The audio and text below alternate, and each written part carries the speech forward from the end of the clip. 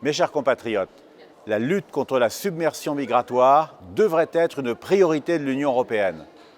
En France, nous sommes en effet bien placés pour savoir à quel point une immigration de masse peut déstabiliser un État. Si certains en doutaient, les graves émeutes qui viennent de ravager notre pays ont tristement confirmé la réalité de cette analyse.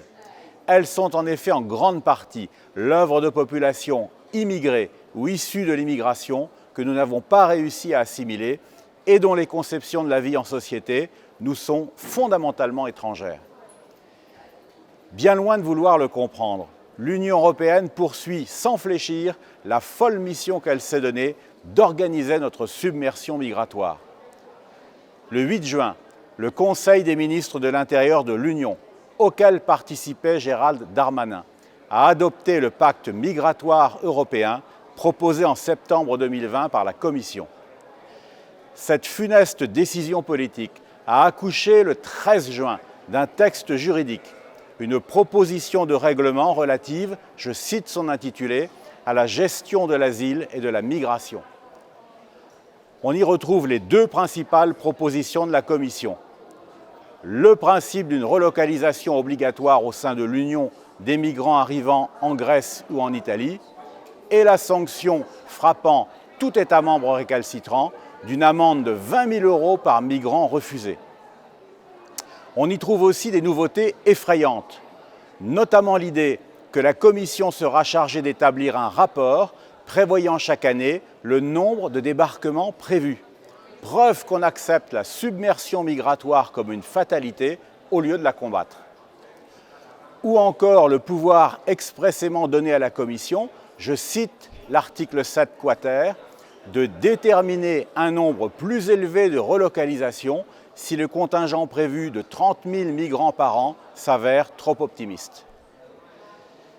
C'est la fin de la civilisation européenne qui est ainsi programmée.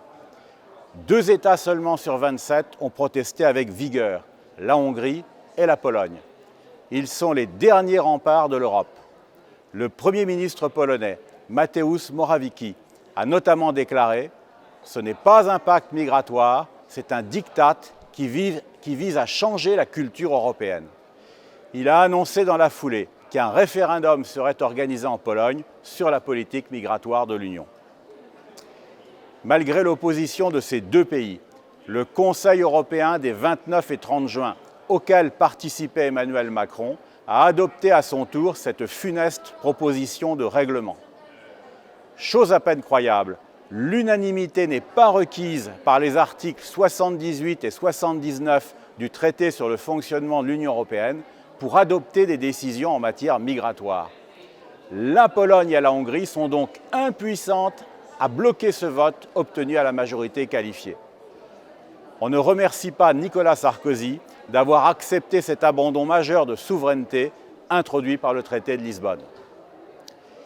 Les eurodéputés du Rassemblement national se battront bien sûr de toutes leurs forces lorsque cette proposition de règlement sera soumise au Parlement européen. J'ai pleinement conscience que l'immense majorité du peuple français ne veut pas de cette organisation européenne de notre submersion migratoire. Avec mes collègues eurodéputés RN, je ferai entendre la voix de la France.